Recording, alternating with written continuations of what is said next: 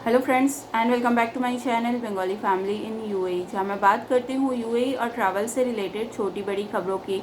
तो दोस्तों, आज के इस वीडियो में बात करेंगे यूएई वर्क वीज़ा से रिलेटेड कुछ अपडेट्स के बारे में। आप सबसे रिक्वेस्ट है वीडियो को एंड तक के देखिएगा ताकि पूरा अपडेट आप सबको पता चल सके। तो दोस्तों, बहुत एक इम्पॉर्टेंट क्वेश्चन आया था कि हमें कैसे पता चलेगा कि हम कौन से कैटेगरी में आते हैं। हमारे पास 12th का डॉक्यूमेंट है, कोई बोल रहा है 10th का है, तो हम कौन सी कैटेगरी में आते हैं। क्योंकि अटेस्टेशन, देखिए अटेस्टेशन किसी भी डॉक्यूमेंट का हम करवा सकते हैं, तो इसका मतलब ये नहीं है कि सिर्फ अटेस्टेड डॉक्यूमेंट से ही आपका वीज़ा लग जाएगा।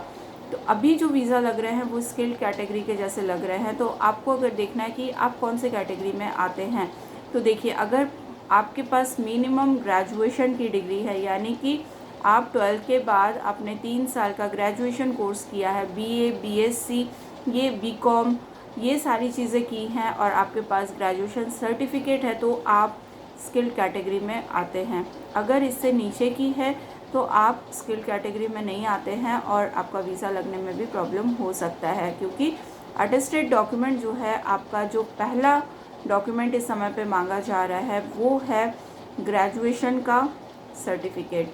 बीटेक हो गया, वो 4 इयर्स का आपको होता है। 3 इयर्स का बीए, बीएससी, बीकॉम, ये सारी चीज़ें 3 इयर्स की होती है। उसके बाद होटल मैनेजमेंट हो गया, ये भी 4 to 5 इयर्स का होता है। तो ऐसा मिनिमम आपके पास ग्रेजुएशन की डिग्री होनी चाहिए अटेस्टेड की हुई, तभी आप स्किल्ड कैटेगरी में आएंगे। और अगर आपको डिटेल जानना है कि कौन से प्रोफेशन किस लेवल पे आते हैं, तो उसका सेपरेट वीडियो मैं बना दूंगी आपके लिए, ताकि आप अपने प्रोफेशन के हिसाब से अपनी कैटेगरी या कौन से लेवल में आते हैं ये सारी चीज़ें आप लोग जान सके। तो फिलहाल जो क्वेश्चंस आए थे वो स्किल्ड और अनस्किल्ड कैटेगरी के बारे में आया था, तो आई होप आप लोगों को क्लियर हो गया होगा। अच्छा, सेकेंड चीज़ के बारे में बात करते हैं कि जैसे मैंने बताया था कि कुछ कंपनीज़ में वीज़ा लग रहे हैं, कुछ में नहीं लग रहे हैं। तो इसका क्या कारण है कि कुछ कंपनीज़ में लग रहे हैं, कुछ कंपनीज़ में नहीं लग रहे हैं।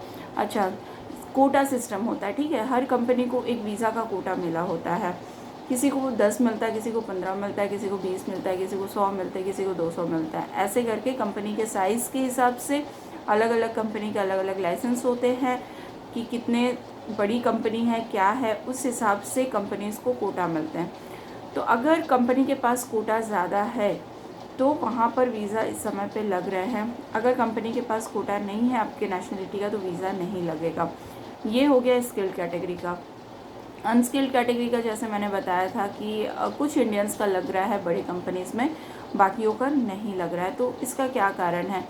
इसका कारण ये है कि इंडियंस का अनस्किल्ड कैटेगरी का भी कुछ कोटे उनको मिले हुए हैं, जिससे वो लोग अप्लाई कर पा रहे हैं अनस्किल्ड कैटेगरी का भी।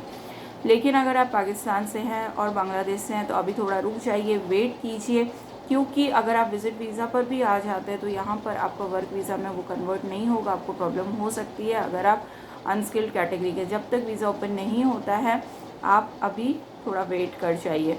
अच्छा, एक और क्वेश्चन आया था कि मेरा 2 बार रिजेक्ट हो गया है वीज़ा, तो क्या थर्ड बार अप्लाई कर सकते? तो ये सारी चीज़ें कंपनी के ऊपर देखिए डिपेंड करती है, क्योंकि ये कंपनी स्पॉन्सर कर रही है आपको वीज़ा, ठीक है।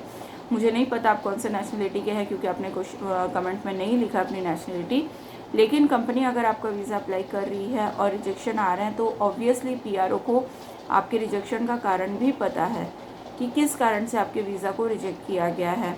तो सेकेंड बार भी शायद उसने रेक्टिफाई किया होगा या नहीं किया होगा, मुझे आइडिया नहीं है। लेकिन अगर 2 बार वीज़ा रिजेक्ट हुआ है तो इसका कोई ना कोई कारण है। वो कारण आपको सुधार के, या तो डॉक्यूमेंटेशन में प्रॉब्लम हो सकती है, या टाइपिंग में प्रॉब्लम हो सकती है, या आपके ऊपर किसी तरीके का बैन रहा हो, या कोई प्रॉब्लम, इमिग्रेशन से रिलेटेड कोई प्रॉब्लम है आपके पासपोर्ट नंबर पे, तो ये सारी चीज़ें चेक करवा लीजिए। उसके बाद ये सारी चीज़ें ना पीआरओ ही कर देते हैं आपका चेक वगैरह, कि कोई प्रॉब्लम तो नहीं है आपके पासपोर्ट में, फ़ाइन तो नहीं है, ट्रैवल बैन तो नहीं, ये सारी चीज़ें ना चेक हो जाती हैं इजीली। तो चेक करने के बाद अगर वो अप्लाई करेंगे तो बेटर होगा, और अप्लाई कर सकते हैं, कोई दिक्कत नहीं है। 2 बार 3 बार जितने बार वीज़ा रिजेक्ट होता है, कुछ गैप रख के फिर से उसको अप्लाई कर सकते हैं। तो गाइज़, आई होप ये वीडियो आप सबके लिए हेल्पफुल रही होगी। मिलते हैं नेक्स्ट वीडियो में एक नई अपडेट के साथ। तब तक के लिए good bye and take care.